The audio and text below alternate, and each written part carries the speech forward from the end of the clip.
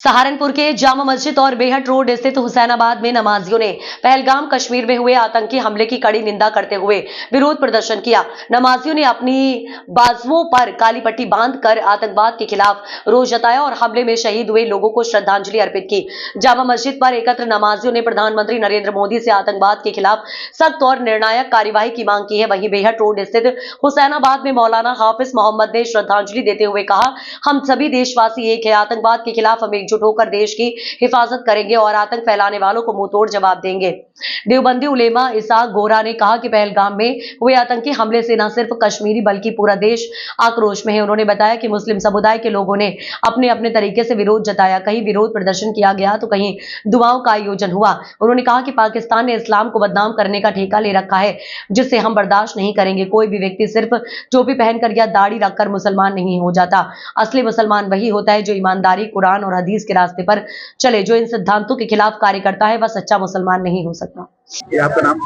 सैयद जफर अब्बास ज़ैदी। जी, आप लोगों ने आज काली पट्टी बांध के विरोध किया है, क्या मुद्दा रहा है इस बात में, क्या कह रहे हैं? ये मुद्दा है कि इस्लाम का दहशतगर्दी से कोई ताल्लुक नहीं है।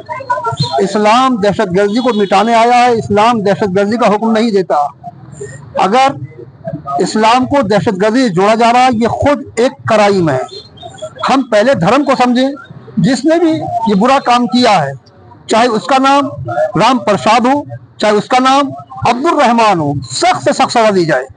हमारे यहाँ मुल्क के अंदर हमने पहले भी कहा है कि ऐसा कानून बनाया जाए कि दहशतगर्दों को जेल में रखकर उनको बटर ना खिलाया जाए। उनसे पूछताछ के नाम पर जल्दी पूछताछ करके दहशतगर्दों को सजाए मौत दी जाए।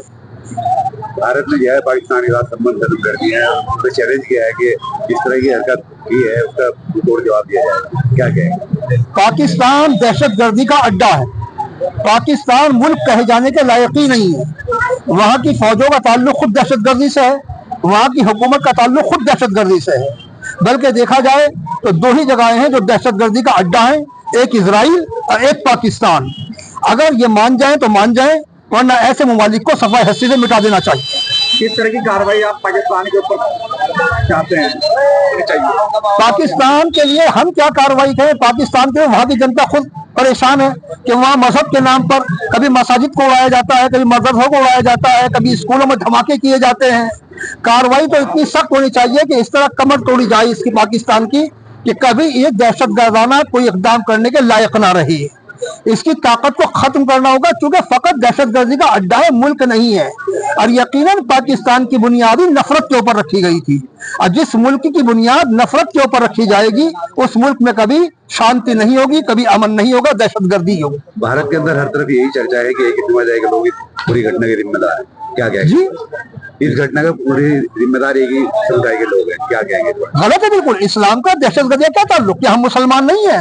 क्या वहाँ एक लड़का या दो अफराद मुसलमान ही नहीं थे जो दहशतगर्दों की राइफल छीनते हुए शहीद हो गए और उन लोगों को बचा रहे थे?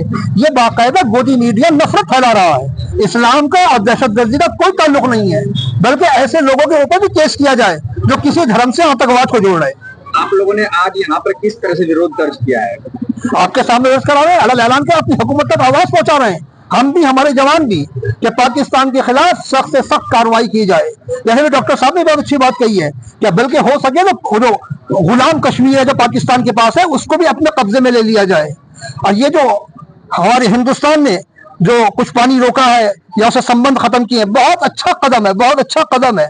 पाकिस्तान से हर किस्म के ताल्लुकात जो है मुनक़ता होने चाहिए, खत्म होने चाहिए।